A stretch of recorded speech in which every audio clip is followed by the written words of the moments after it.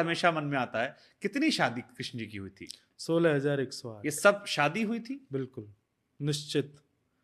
अब ये कौन है ये सुन लीजिए हाँ। बस।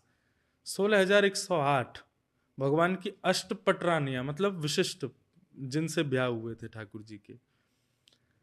तो पूरी कथा तो बहुत लंबी हो जाएगी, पर मैं एक बात बता दूं कि भगवान श्री कृष्ण ने 16,108 कन्याओं से ब्याह नहीं किया है। ये अपनी ही सृष्टि के 16,108 तत्वों से ब्याह किया। जैसे कि अष्टपटरानियां जो भगवान की प्रथम है, ये कौन है? पृथ्वी जल अग्नि वायु आकाश, पंच तत्व, जिससे बाहर की सृष्टि बनी, हमारा तन बना। फिर हमारे भीतर चार सृष्टि और है, मन बुद्धि चित्त और अहंकार। इसमें से चित्त जो है ये भगवान का ही स्वरूप है, जिसको हम आत्मा कहते हैं, ये भगवान का ही स्वरूप है। तो इसको हटा दें तो भीतर बचे 3, बाहर बची 5। तो मन बुद्धि अहंकार भीतर के, पृथ्वी जल अग्नि वायु आकाश 5 बाहर के, ये अष्ट तो भगवान की प्रथम पटरानियां।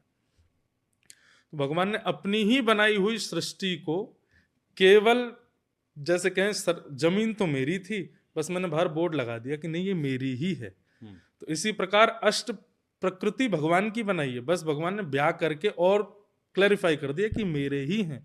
अब बची 16,100, ये कौन है? तो उपासना कांड में जितने भी भगवत आराधना के मंत्र हैं वो 16,100 हैं।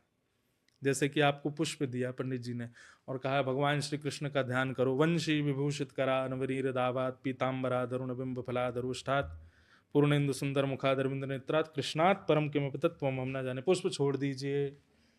तो ये भगवत आराधना का जो ये मंत्र है, ऐसे 16,100 मंत्र ही 16,100 रानियों के रूप में, राजकुमारियों के रूप में भौमासुर राजा के यहाँ बंदी थी, उनको भगवान ने जाकर के स्वीकार किया। वेद में प्रचलित जो मंत्र हैं ये ठाकुर जी की उपासना करते हैं, भगवान से कहते हैं हम आपके होना चाहते हैं, आप हमें स्वीकार करो। तब कृष्ण लीला में भगवान उन्हीं मंत्रों को स्त्री रूप प्रदान करके उनसे ब्याह करते हैं। तो ऐसे देखा जाए तो भगवान ने किसी स्त्री से ब्याह नहीं किया, और देखा जाए तो भगवान ने अपनी ही प्रकृति, अपने ही मंत्रों से, अपनी ही समस्त बनाई हुई वस्तुओं को केवल स्वीकार करके 16,108 ब्याह